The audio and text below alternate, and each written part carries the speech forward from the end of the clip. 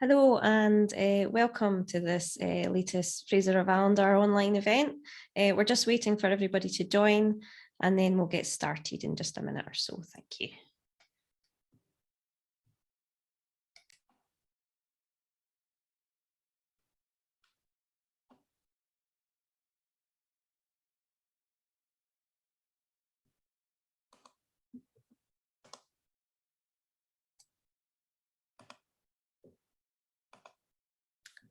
Hello everyone. I can see that the attendees are rolling in now. So I'll just welcome everyone to this online and interactive Q&A. It's really great to see so many people interested in a discussion about the legacy of COP26. For those of you who don't know me, my name is Mary Spowage and I'm the director of the Fraser of Allender Institute at the University of Strathclyde. We are obviously primarily focused on research into the economy, but more and more we've been doing research into how businesses can better capture their impact, not just on the economy, but also on the environment. And these discussions are more and more going hand in hand. And all the discussions we're having with policymakers and others about how to better quantify or discuss their impact on the environment as well as the economy is just showing how important this issue is now in all spheres of policymaking. So I'm delighted to say that joining us to discuss this issue today is Chris Stark, who is the Chief Executive of the Climate Change Committee. Thanks for joining us today, Chris. Hi, Mary. Good to be you. Just before we get into discussing with Chris and grilling him with lots of questions about how we decarbonise our economy, I just remind all attendees that the webinar is being recorded. So if you fancy watching it back afterwards or want to share it with your friends, you'll be able to. We'll make sure that you have the link for that. And the way you ask questions is through the Q&A box. So the Q&A function is there. So if you want to ask Chris or myself a question, then please get in touch. And also joining us today is Steve Williams, who is the Senior Partner for Deloitte in Scotland. Thanks for joining us today, Steve. Delighted. Thanks for the invite. Thank you. So we thought that it would be useful to have Steve along as well, who can give the kind of business perspective on various adaptations and changes, and we'll discuss that a bit in a wee minute. But first, Chris, it would be great to have your reflections on the legacy for COP, from COP for both government policy making and also business practice. Yeah, thanks, Mary, and hi to everyone who's tuned in. I'm speaking to you today from Glasgow, which is very sunny. So I was apologising to Mary and Steve ahead of it happening, because if the sun's in the sky where I face, it may come and blaze out my face shortly. So hopefully we'll get through that and we'll see some clouds return, no doubt, in the sky in Glasgow. Very happy to talk about COP26, and I might just take a slight detour to say that I think the kind of post-COP world that we're living in feels very different in such a short space of time from where we were prior to the COP. And part of that, of course, is what's happening with the cost of living, the cost of energy. So that does feel like quite a different change. And I think with it, you're seeing, I think at Westminster level, at least, a shift in the politics as well on climate, which is inevitable, really, given all of the focus that there was on COP26. Now, it's interesting, we're going to have to swim through all that, but that's more and more the stuff that we're thinking about in terms of the context for the advice that we've been offering. Just briefly on the work that we do, we are the UK statutory advisor on climate. We're also Scotland's statutory advisor on climate. I run a team, is predominantly a team of analysts, so we give the technical advice on what to do about cutting emissions in the economy, but also how well adapted we are to climate change itself and the climate risks that we face. Very happy to talk about any of that. So when it comes to COP, it's been a few months now since COP, and as I mentioned, it does feel like so much has changed since we had it. But just reflecting on the COP itself, I think it was a good COP. I think it was, lots of people have views on how successful or otherwise it was, but mine is definitely coloured by the context for it before it happened, which was that I wasn't really expecting COP26 to deliver all the things that some of the spectators and commentators said it would. And in fact, it delivered a lot. So I've said this quite a few times. I don't mind saying it in this audience. This was the COP I wish we could have had 20 years ago. And the reason for that is because at this COP, we had, the kind of usual civil society loud voice was heard.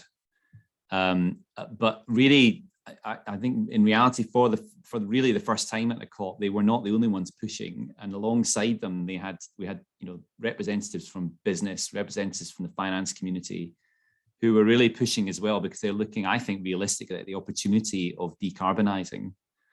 And I think, interestingly, those two things together, civil society and the business community, will in time squeeze world leaders. And the reason that this community, at least the business community, are interested is because I do think that the economics of decarbonisation have pointed, really sharply towards actually acting on it now for the first time.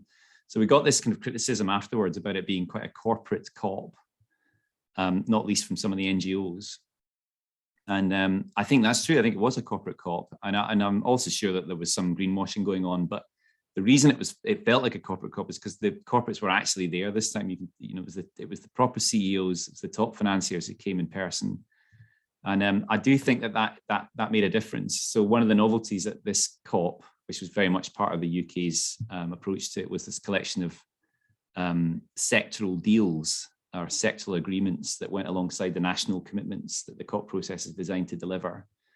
And I think they were pretty meaningful. So we had agreements on methane, on coal, on deforestation. We also had a set of technology goals, which again were part of the UK focus, the UK COP team's focus on power, on road transport, there's steel and hydrogen. I think there was probably something on farming as well along the way. All of that was there. Now, interesting, the COP is not really a process. If you look at what the UN says it's there for, it's not there to do that kind of commercial agreement. But I think that was really successful. Actually, it felt to me, at least as someone who was there for the whole of the summit, that gave it a momentum. And I think it will stick. So I think you'll see in Egypt that when the next COP swings along, that you'll see more of that kind of thing. And I think a lot of the momentum now on acting on climate change is probably going to come through that kind of unison between governments and the private sector trying to kind of push in the same direction. So I think all of that was good. But I mean, just to come back to what it's all about, really. The overall outcomes are still heading in the wrong direction. So, a reminder that we've already warmed the planet by 1.1 or 1.2 degrees centigrade. That might not sound a lot if you're not steeped in this stuff, but it's a very significant amount of warming, and especially in the time that it's happened. So we are very significantly impacting on the climate of this planet now. Worth kind of reminding ourselves, where we stand after the COP. If you go back to the Paris COP, which was the last really significant COP back in 2015, we went into Paris facing 3.6 degrees centigrade of warming. We've done 1.1, so we're facing 3.6 when it came to Paris. If we add up all the current policies that we see globally, we will leave Glasgow, where we are today. We are facing probably around something more like 2.7 degrees centigrade of warming. So we've kind of shaved off a 1 degree centigrade of future warming since Paris. Now that is progress. That's the UN process working, I think, as it's supposed to. This idea of kind of ratcheting up ambition progressively over time, especially as the economics of clean energy and other things comes into the frame and looks more appealing. But that 2.7 degrees centigrade warming is still catastrophic. So we've got to be clear on that. That is utterly, it is a destructive amount of warming. So I think, interestingly for me, the crucial thing in all this is that there is now, after Glasgow, a path to something better than that, which we've not had before. In fact, if you're ambitious about what we saw at Glasgow, you can get underneath this kind of magic number of 2 degrees centigrade of warming now. But that only happens if all of the ambition that was brought for the 2030 targets to Glasgow by the national governments is delivered. And it only happens if all of the ambition for net zero targets by mid-century is also delivered by those national governments, by commerce. And that, that is a tough ask, but I think I'm a sort of glass half full type of guy. So for me, I think it's also remarkable that 90% of the world economy is now under one of those mid-century net zero goals. We've just got to switch now to delivering. That would be my kind of take on it. So that's the theme, I suppose, for me coming out of Glasgow, is that we've got to start delivering on this. If you want to see that 1.5 degree centigrade warming target remain in the frame, and I think we all should want that, then we need a serious increase in ambition for 2030. So, the scientists' best assessment of what we need by 2030 is that we need CO2 emissions to fall by something between, something more like 40 to 50% by 2030. We are on course for an increase at the moment, probably of the order of 10% by that time. So that gives you a sense of, the gap really in rhetoric versus delivery. So I think that's where we are after Glasgow. I think the other significant thing about Glasgow is the climate pact that was signed in Glasgow, the Glasgow Climate Pact, which made 1.5 degree a really recognised aim, super clear on the science, the need to act by 2030. What's interesting is it also requested strengthened NDCs, these are the 2030 targets I talked about, by the time we get to Egypt. So the key actors there are the countries that didn't bring the kind of ambition for 2030 that we need. So that's countries like Brazil, Australia, probably China on that list as well, Mexico, Indonesia, which is a biggie, Russia, sadly, you may have heard of them. They're on that list too. If they can come back to Egypt with more ambition for 2030, then I think we can, still talk about 1.5 degrees being on the table. That's going to be a tough ask, but I think that is the kind of central task for the next 9 months.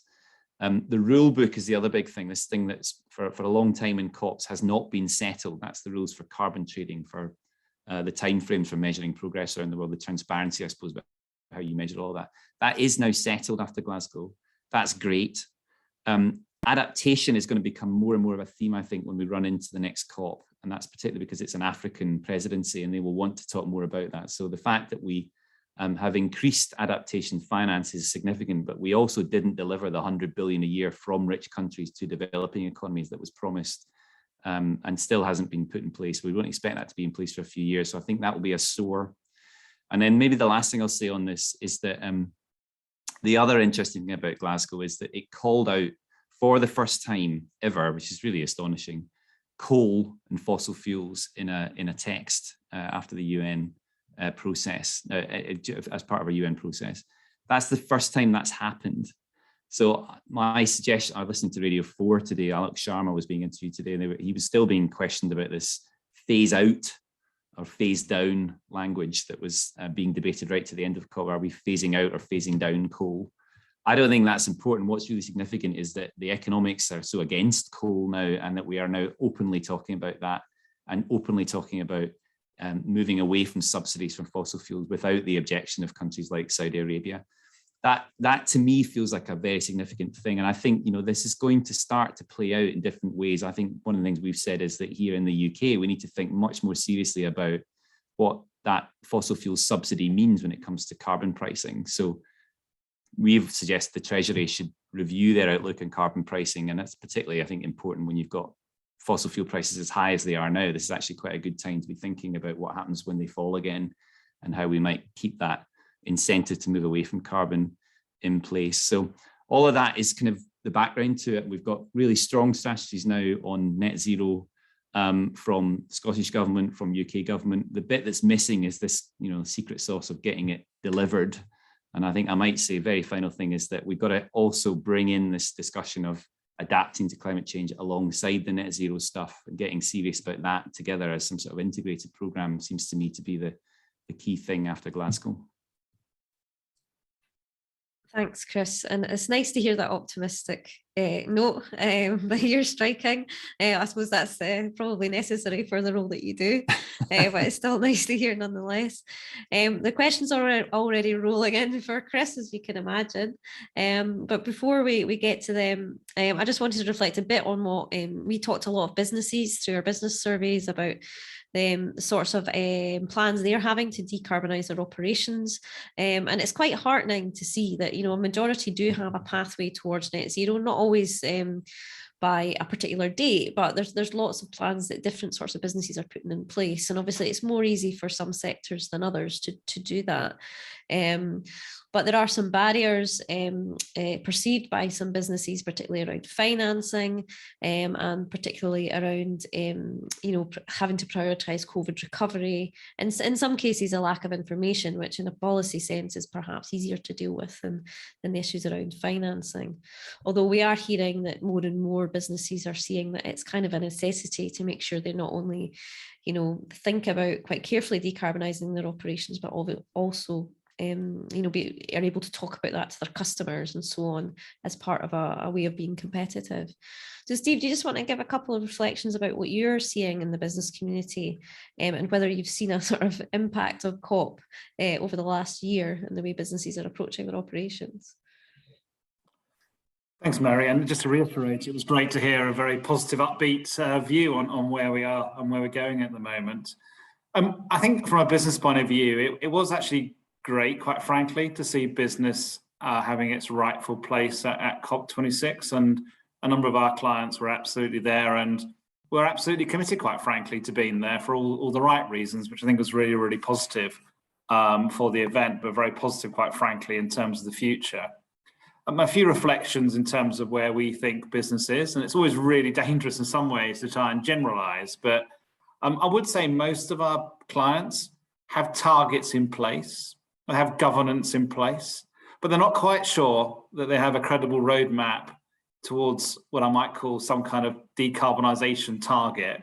But they do have governance in place, actively demanding answers from the executive, from the business, about how they're actually going to get there. And I reiterate, those targets are there, and they're there for the right reasons, quite frankly, as well, generally, in terms of businesses wanting to do the right thing. There's probably 4 areas that have been worked on from our perspective.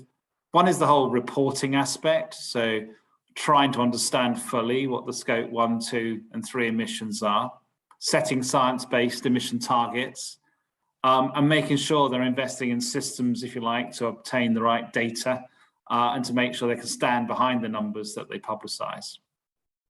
There's a second piece, which is around the business operations, so truly understanding reliance on coal, as was discussed just now, switching to renewables where possible, understanding what clean technology there is and what's available for their business model, and really starting to understand the vulnerabilities around supply chains that could occur from climate change. And that's been driven by, quite frankly, a real focus on supply chains in the sort of post-Brexit world that we've had, and some of the other challenges that a number of our clients have had around their supply chains more generally, which has really exhibited vulnerabilities, quite frankly, they were not aware of.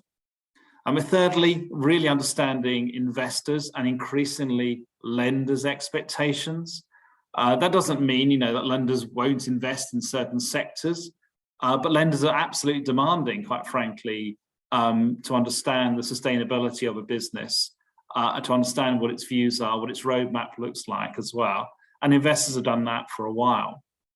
And the fourth area, which I find perhaps personally the most interesting, and one of the things I took away from COP26 myself, was very much the sort of dial up in conversations around biodiversity, the health of our oceans and the sea, etc. as well. And I'm starting to see corporates starting to think a bit more, and just starting what I think will be a really interesting journey around nature-friendly targets, if I can call it that. So it'd be really interesting, I think, to see where the corporate world gets to. And I know it's a very complex area, but I do think, well, what I liked about COP26 was just really that conversation, if you like, around different areas outside what I might call climate per se as well. Okay, thanks, Steve, for that. So yeah, there's so many questions that I'm just going to go straight to the questions from the audience. And there's a couple here that are in the same sort of area around cooperation between countries and jurisdictions. So I'll maybe sort of roll them together for you, Chris. So if you think about the state of UK international relations, I guess particularly in the context of Brexit and other things that have happened in the last few years, and there's an imperative here for an international collaboration to address climate targets. And there's the role, obviously, of the Scottish and UK governments within the UK to reduce carbon emissions, and the need to work together. So what do you think Scotland's prospects for addressing our own carbon emissions and contributing to the international picture, given these different sets of relationships that need to be part of it? Well, I'm certainly not the expert on our diplomatic relations, but I will note that they've certainly changed after Brexit. So, and actually, one of the interesting things about hosting the COP was that it was a positive story, wasn't it, about the place in the world that the UK and Scotland had, and those discussions were, I think, easier prior to the COP. Maybe I have a couple of points, really. I mean, firstly, a little known thing, but nonetheless true, is that we actually began the presidency of the COP in Glasgow. So we continue to be presidents of that UN process all the way through to Egypt. So by the time we get to Sharm el-Sheikh, that's actually the handover. So there's an ongoing role for officially the UK, but I think also you could extend this to Scotland too, to continue to push the priorities of COP26. And I think that matters. It matters because the priority that was given in Glasgow was to, in my trade at least, what we call mitigation, which is about emissions reduction. I think the priority of the next COP is almost certainly not going to be mitigation. It will be loss and damage. It will be adaptation. It will be the seeming injustice that the poorer parts of the world, many of the poorer parts of the world who are suffering from the costs of climate change feel. Now, I think there's a nice situation where those two things sit well together, actually, that the African presidency warms up for that element of it, while the outgoing presidency given by the UK and the Western world keeps focusing on the 1.5 degree stuff. So I think that's really important. The UK continues to have the support of the US and others in that mission. So I think we still have clout. But if you set aside all of that diplomatic stuff, which is, the dark arts, more important than all of that is that I think that we in Scotland, we in the UK, have a different way of influencing that, which is to demonstrate that we're at the races with the decarbonisation story. So we've been doing that in the last, I've been in this job for 4 and a bit years now. Mary and I used to work together in the Scottish government back when all this was fields. But over the whole time I've been doing this job, we've been warming up for a more ambitious apparatus for tackling decarbonisation. We've been putting in place net zero targets. We've been working out what the implication of that is, trying to spell out the path to full decarbonisation, looking at the economic impacts of that. We've got all that stuff. Now, you would be amazed how much more advanced that is in this country versus almost any other country in the world. I would argue that we are the most prepared to make that journey now, more prepared than any other country in the world. And I think the interesting thing that coming out of all that is that I think, and I think most people still agree with me, it is profoundly positive for us to go on that journey, even if you don't care about the climate stuff. So I think we have a responsibility to start moving away from the planning of that and the ambition setting into genuine implementation and delivery. And here in Scotland, there's an enormous opportunity from doing that well, which then gives you the influence that you would want to see with other countries. Is also the basis of new relationships with those countries. So I don't think you can underestimate how important this climate stuff could be to brokering different sorts of relationships with other countries around the world. And I think that also extends into the kind of corporate angle to all this, because after all, most of this will be delivered by the private sector. The fact that we have a corporate community by and large in this country that is on board with that journey is again a story that is not the case in other countries around the world. So this idea of the country itself being more progressive on this, and that is sort of self-fulfilling benefits to the private sector, to the real economy, is I think the biggest, most influential thing that we can keep pushing over the coming period. And that of course extends way beyond the next COP. Yeah, absolutely. And I would agree that that's very much hearing what we're hearing from the business community as well. There's a real genuine desire to be part of the solution here, and to decarbonise the economy as well. There's a few questions here about the 2030 targets and the very ambitious targets that have been set by the Scottish Government in terms of the 75% reduction. So there's some questions here about whether, so there's a question from David, which is around, have the UK and Scottish governments underestimated the cost to reach this goal by 2030 and net zero after that, particularly in terms of decarbonising buildings? And will that realistically happen without the private sector paying for it or being passed on to consumers? And a related question from Jane about whether we have a credible strategy for decarbonising existing housing in relation to heat and what needs to be done by 2030. You know, obviously reflecting on what's been done so far to decarbonise our economy, it's been focusing much more on the energy system than things like homes or perhaps transport systems. So good to get any thoughts you have on that. Yeah, because there's a lot there. I mean, well, firstly, let's just deal with the 2030 issue. So we've been in the CCC spending a lot of time thinking about the path that lies ahead for both Scotland and the UK when it comes to emissions reduction. The 2030 target that the UK submitted to the UN process was the target that we recommended, and that is to reduce emissions from a 1990 basis by at least 68%. That is a really ambitious target, one that I believe is thoroughly credible still, despite the sharp increase in energy costs. In fact, if anything, I think that makes it even more appealing to move away from the fossil fuels that have been causing those emissions. So that is still the goal, and it's still the one that the Westminster administration is pushing for. In Scotland, we have a 2030 target that's actually more ambitious than the one that we advised. And that's because the Scottish Parliament wanted a target that was a 75% reduction by 2030. Now, I'm on record saying that that is not the target that we recommended, and I at the time was at pains to explain the implications of it, but we're past all that now. So 2030 target is the one that we have in law. It goes beyond even our most ambitious pathway for emissions reduction across the whole of the UK. So we have a scenario called tailwinds, which is effectively what you get if everything goes really well. And the 2030 target that we have in Scotland was even beyond that. So it is very, very ambitious. It's a measure, I think, of how ambitious the Scottish Parliament wants to be on decarbonisation. And it means that we'll have to move even faster in cutting emissions this decade than we did in the prior 2 decades in Scotland. And of course, in the prior decades, we were doing something very successfully in Scotland, which was closing coal-fired power stations and getting big emissions reductions through that kind of shift, which is not one that's going to be available to us any longer. So I think this is interesting from my perspective, because Scotland is really now the front line when it comes to demonstrating how to do this well. Bluntly, the challenge in Scotland is pretty clear. It lies beyond the power sector.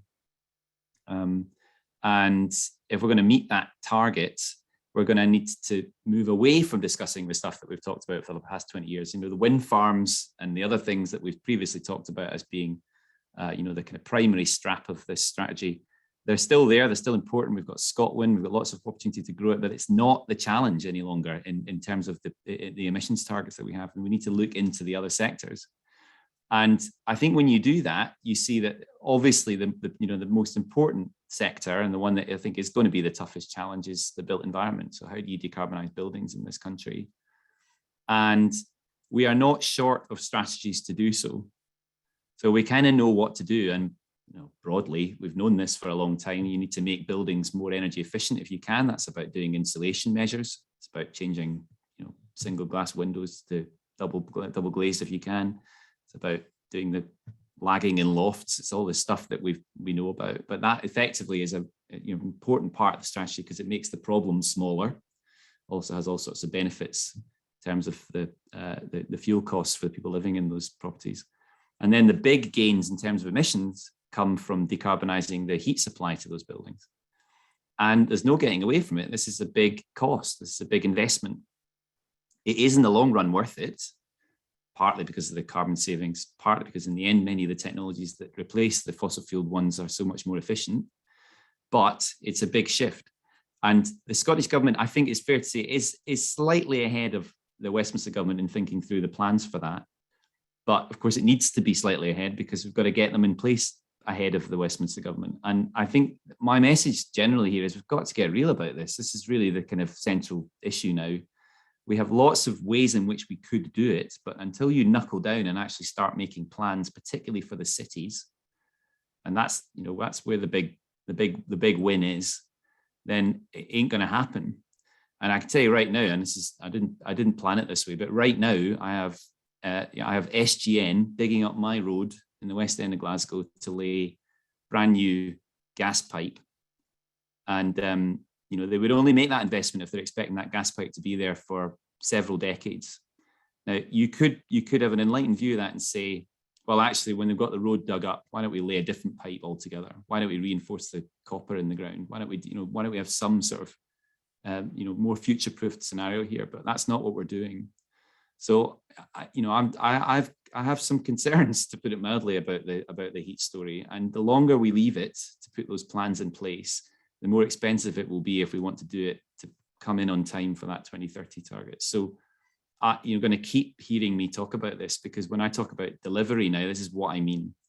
We've got to, it's this Parliament in Scotland that will have to tackle this. There isn't a Parliament afterwards, otherwise it's too late. So we've got to get on it. And I think the key thing as we come out of COVID and the pandemic, and hopefully we are now coming out of it, is to try and bring together these things in a way that coheres, so that we are recovering from the post-pandemic recovery is tied to the net zero stuff, and that we're doing these things in an integrated way. And I absolutely believe that can be done, even in times of a high cost of energy and and the cost of living crunch. In fact, as I mentioned earlier, I think it makes it even more important that we do it. But ministers are going to have to be bold. And last thing for me is, in Scotland, because of that target, they're going to have to be bold in Scotland before they are bold in Westminster. So that is that's the political challenge. Yeah, absolutely. And I suppose it relates a little. There's a couple of questions on technology and reliance on potentially as yet unproven technology. So there's a question generally about how much the assumed pathway to net zero or to the 2030 target might be reliant on technology that is kind of as yet unproven or unproven at scale. And Hugh's asking a question about large emitters sort of waiting for technology to be proven as well, such as aviation. So he's asking, how do we ensure that they don't wait too long? So how can government, I guess, use both carrot and stick in order to ensure that they adapt, and how might this change over time? Yeah, well, this is, so technology is enormously important to this story. And broadly, the challenge with net zero is actually seductively simple. I think actually you've got all this stuff that we use today in our daily lives that is essentially the basis of the whole economy, that burns fossil fuels.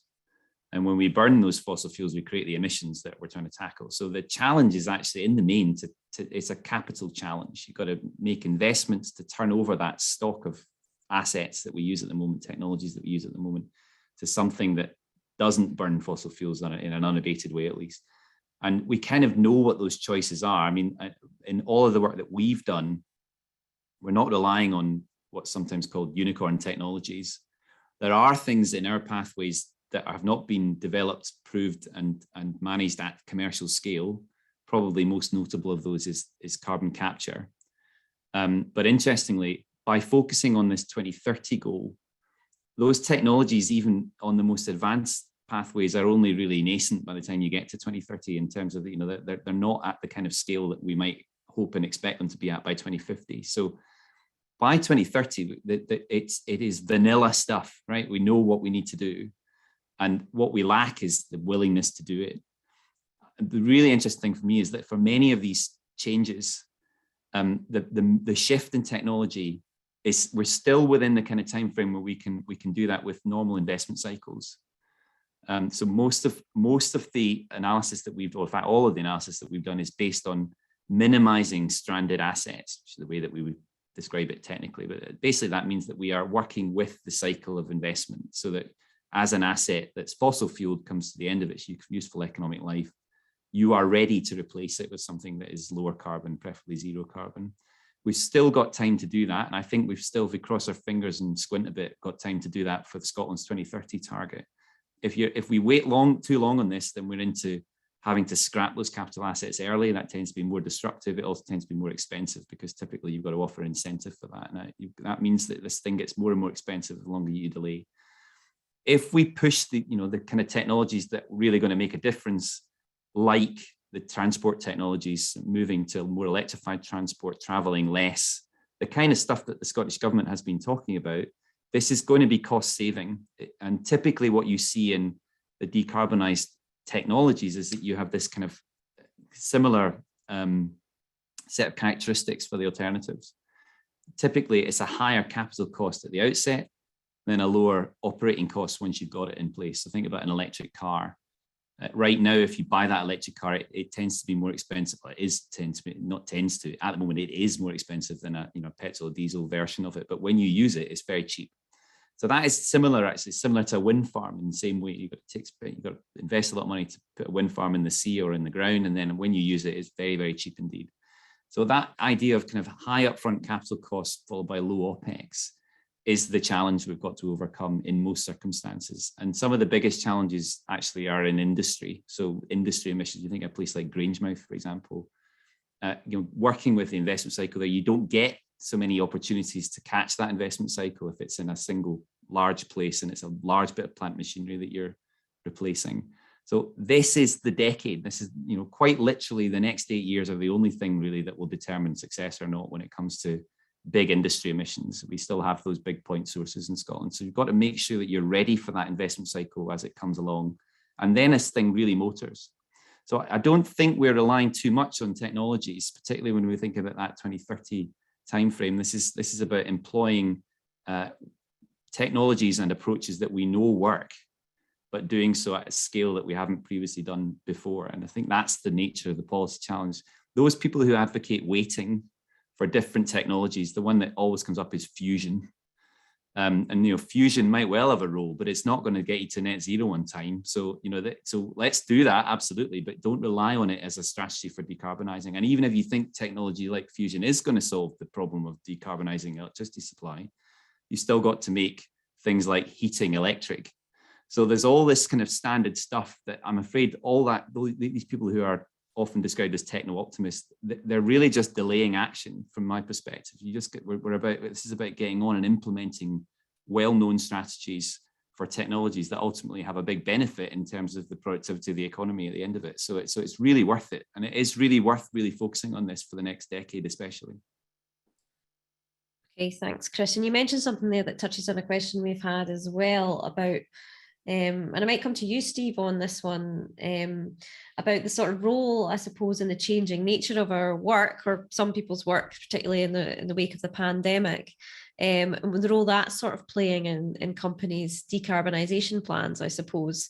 In some ways, for some sorts of companies, it's making it easier potentially to plot their route to net zero if they're generally encouraging less travel, less business travel, and less travel to the office. Is that forming part of their kind of plans, would you say? I guess from even our own perspective as Deloitte, there's no doubt that the amount of business travel has significantly reduced, both within the UK, but significantly internationally as well.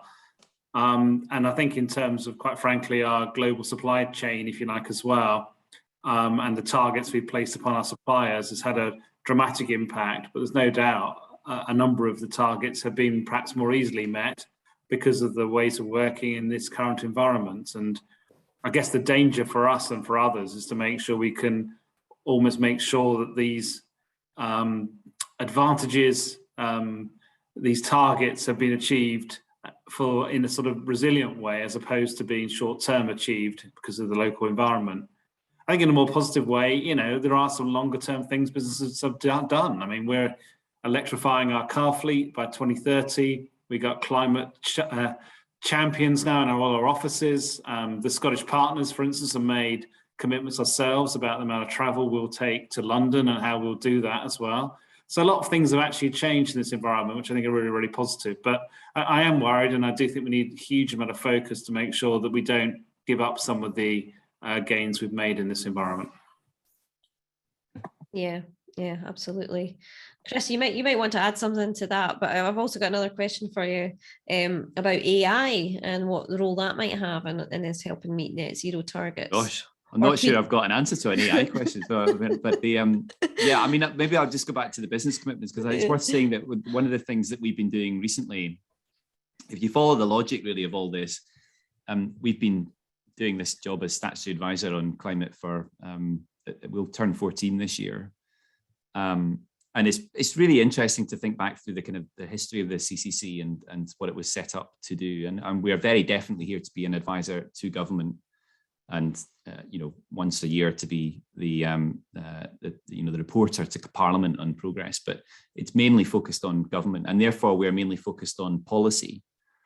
So it's really interesting to think that through. I think we've arrived now either side of the border, but it doesn't matter where you look when it comes to the policy question. We've got this set of targets in place when it comes to net zero that parliaments have embraced and put in place. We've got this sense that we kind of know the choices that lie before us as a country, and maybe a kind of question about the willingness of politicians to put in place the policies to deliver those outcomes. But the agent of change here isn't government, it's the private sector, it's people, it's businesses. And in the end, they're the ones who have to make these investments that I was talking about earlier. They can be cajoled and helped. We can put in place laws to help with that. We can do all the things that governments can do to move it along. But in the end, it's predominantly a story of progress, change happening in the real world through the private sector. So we've been trying to think that way about it too. And whereas 10 years ago, when we were kind of in our early phase, we were looking really for the government to put policies in place. Mostly we have policies in place now. We could debate how effective they are, but they're there. There's not many gaps now in policy. The last frontier for me is agricultural policy and land use, because that's the bit that's missing. But, look around it, there's something there at least. You might think it's deficient, but the progress that needs to be made now needs to come from a change in the business community especially, but also from individuals. And we've been trying to advise on that a bit recently, and many things that Steve talked about earlier are really, really important in that. And from our perspective, we think more and more of the business community as someone that we want to provide that kind of advice for, even though we're statutorily not here to give that advice. Helping the national mission to net zero is sensible, I think. And actually, it's really interesting to think that way about it. Our primary advice to the business community is just start measuring. Think properly about the way in which you impact through emissions and how exposed you are to the climate risks as well. Let's be clear that that's a factor here too. And then think about the strategies that you can employ to kind of push the national mission even more quickly. And that leads you to some slightly counterintuitive things, for example. So, it doesn't matter that much if you, as a business, you go out and get yourself a green tariff for your energy use, for example. What matters more is the thing that Steve talked about, of actually decarbonising the fleet of cars and vehicles that you might have, because that actually helps progress the story on transport more quickly. So actually these strategies that businesses employ are really, really helpful when they sit alongside the policies that government need to put in place, particularly over the next few years. And there's a nice sort of, feedback loop there. As businesses do this stuff, as they see the benefits of it, the policy environment should respond and go more quickly. So that's something we're going to think even more about. And the last thing I'll say on the business thing before we get to AI is offsets has become more and more of an issue. And we're doing a piece of advice now on the nature of offsets that the corporate community should use or can use with confidence. We've already done a bit of that as a piece of advice that I can pass out after the meeting, but which we produced about a year ago, which looked at the contribution the business community can make to net zero. And offsets was a big part of that. And essentially what we said about offsets is, look, they have a role, they are important, they're very controversial. But interestingly, depending which sector you're in, each sector has a slightly different need for offsets. And also the need for offsets changes over time. As we decarbonize the energy system, for example, you might find that it's less and less legitimate to use offsets in a particular sector because effectively your energy costs have been brought to zero carbon by that point. You should be looking to decarbonize your business in other ways. So actually, this is a moving feast, which I think is really interesting, and it needs some advice around that, I think. So that's going to be an area for us in the next few months, if you're looking out for that.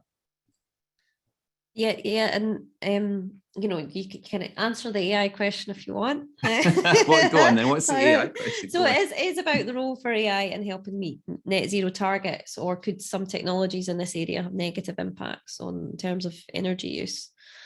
Well, I mean, I think that the point about AI is that, well, firstly, it's not something we've spent a lot of time looking at, but we've seen already that it has big implications in a lot of the sectors that involve a technologically based transition, and that is across the piece. Mm-hmm. But actually, the point is it's inherent in the question actually that it does have a cost. So using AI does carry an energy cost. You're right, but it's tiny. So, I mean, I really don't think that's a significant part of this. It's every year, in fact, more frequently than that, there's some story about the energy costs of data farms, and it doesn't touch the sides in comparison to the challenge here. Now, if that computing firepower is being turned in a productive way towards tackling climate change, then I think it's an overhead that's worth it. Yeah, absolutely. There's a couple of questions about I guess wider environmental impacts, I guess more widely than just emissions. So we've had some questions about the circular economy and policies on reuse of materials, increasing recycling, reducing waste.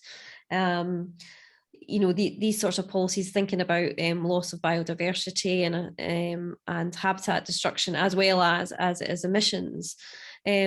So what's your view of the kind of role of policies kind of across the environmental area, not just on carbon emissions? I guess there might be a danger that governments might focus too much on, or business as well, on carbon reduction and not on the other forms of environmental damage.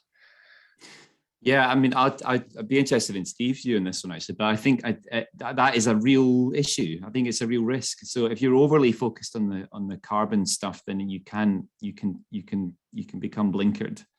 I mean, as much as I think it's an issue, I don't think it's happened, but I do think that there is a very important need to think in an integrated way about some of the wider impacts. So the one that often comes up is the waste question, the circular economy.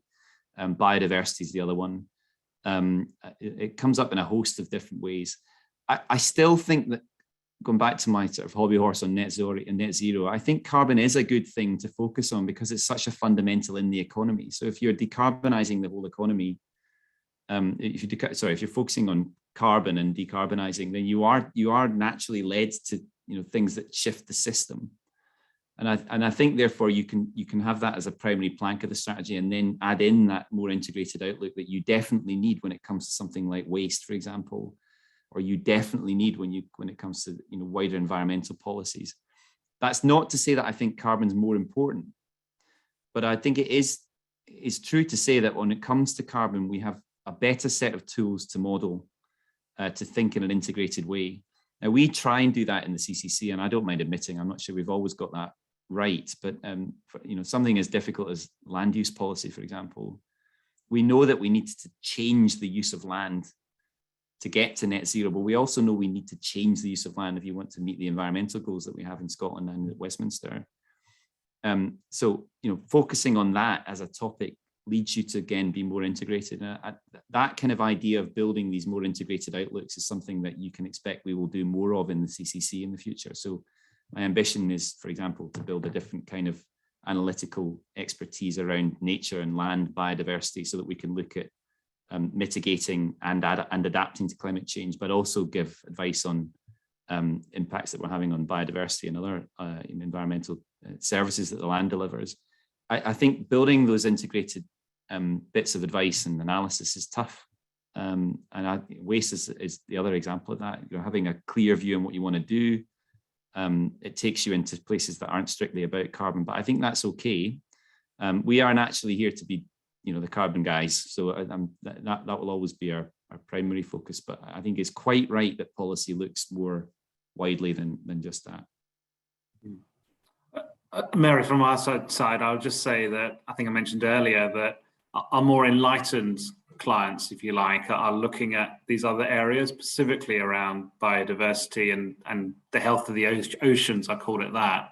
I think it's only those most enlightened ones at the moment, because there's not really a common understanding of what it means. And the one area we've been sort of looking at is the task force on, I just read it now, the task force on nature-related financial disclosures, so TNFD. But that framework, or that that frame of reference, if you like, won't be available till 2023 at the earliest. So it's a long way behind, and until we have that sort of common framework, common understanding, it's an extremely complex area. And I just think business probably, quite frankly, are rightly focused on carbon as we speak, with only the more enlightened businesses even considering this at this moment. But personally, I'm fascinated by it. I think it is the obvious next step. Yeah, okay. Thanks, Steve, for coming in there as well. Chris, if I had a wee follow-up, just if you could quickly cover this, why you think that policy change on agriculture and land use is lagging behind.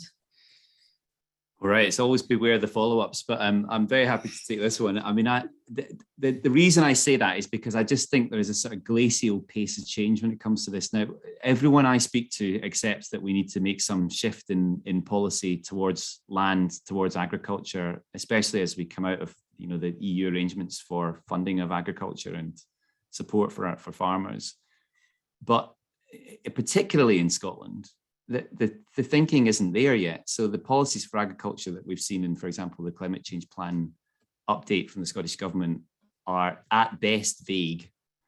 And we've got a plan from the Scottish Government itself to reduce emissions in that sector at a rate that hasn't happened in the past 20 years. So we see this kind of steep decline in agricultural emissions planned by the Scottish Government, but no real sense of what policies would drive that.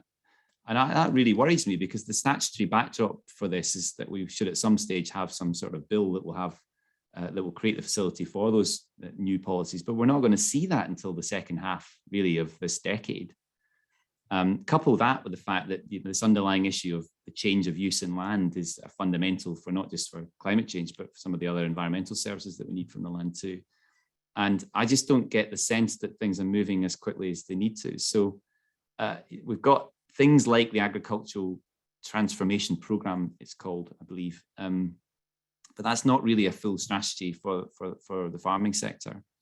And I mentioned the agricultural bill, which I think agriculture bill is 2023.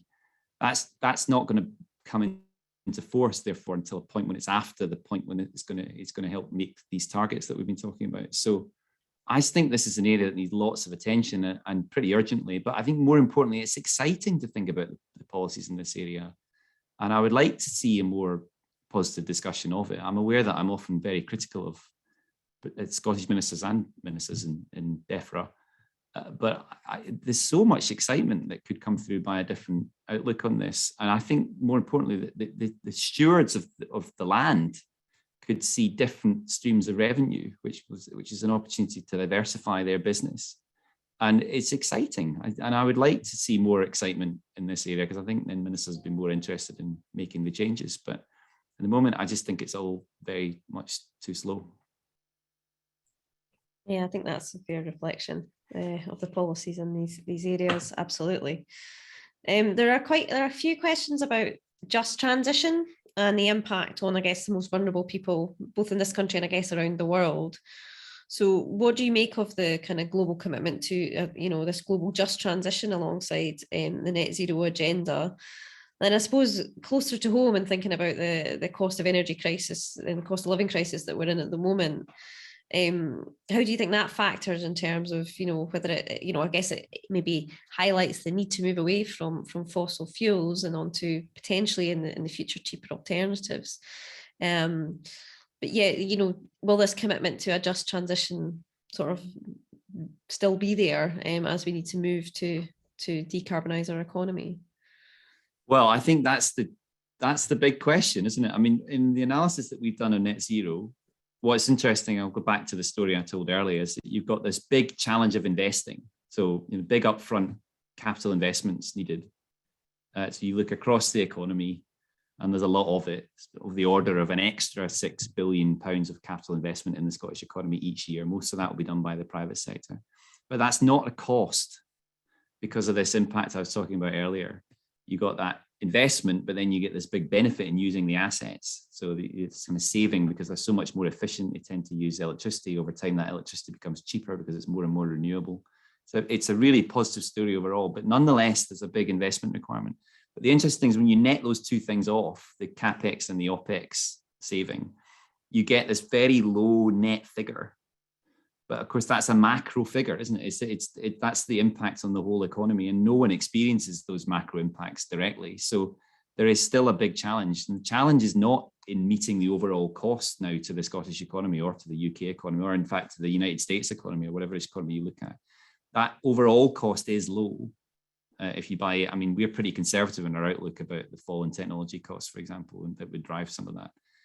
You know, the overall cost is not the issue. It's the spreading of the cost. It's the spreading of the benefits that's the issue. And to do that in a fair way, and to do that in such a way that people experience it as a fair thing, they think it's a fair thing, is the policy challenge.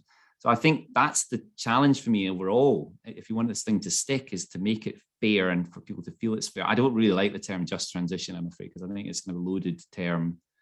It kind of has value laden, but that's the term that we've landed on. But I do think that this is the issue. And then the other issue is the kind of transition that needs to happen in industry, the workers and skills question. So the distributional spreading of this in a fair way, not just the costs, but the benefits as well. The movement in workers and skills, doing that in a fair way is the issue. And you know, I'm quite happy that that is the way in which Scottish ministers now seem to be approaching it. But it does run into this cost of living question. And I don't mind saying, of course, any policy that looks like it's going to lump more costs onto the consumer is going to be a tougher policy over the next 12, 24 months. I suppose the more positive outlook on this is that those people who say that we need to have a higher carbon price are going to find out what impact that's going to have, because we've got that now. So you've got a high fossil fuel price. It's not policy that's levied it, it's international market. You will see people moving off fossil fuels more quickly because of this. It's not the way in which I think I would prefer to do it. But you know, in theory, you can make this thing go even faster if you put policies in place to support people over that transition now. And in the end of that, we will be more sheltered from future price volatility in the fossil fuel market if we go faster on that journey. So it's got to be the right decision, I think. Okay, yeah, thanks so much, Chris. I think I'm really sorry we've got so many more questions, but we are out of time. But I think there's definitely a case, Chris, for us to get back together and pretty soon to have another one of these events, because lots of more questions about buildings in particular, and even one about community wealth building. So I think if it's all right with you, Chris, I think we might get you back in a few months to see how things are going, as we a few more months down the line. So I'd just like to thank so much Chris and Steve for your time today. Thank you for taking all these varied questions from the audience. Thank you to the audience for all of your brilliant questions, and I'm so sorry we weren't able to get to them. But we'll see you all again soon for another Fraser of Allender online event. And as I say, the recording will be available soon for you to view online. So thank you, everybody, and have a great afternoon. Cheers.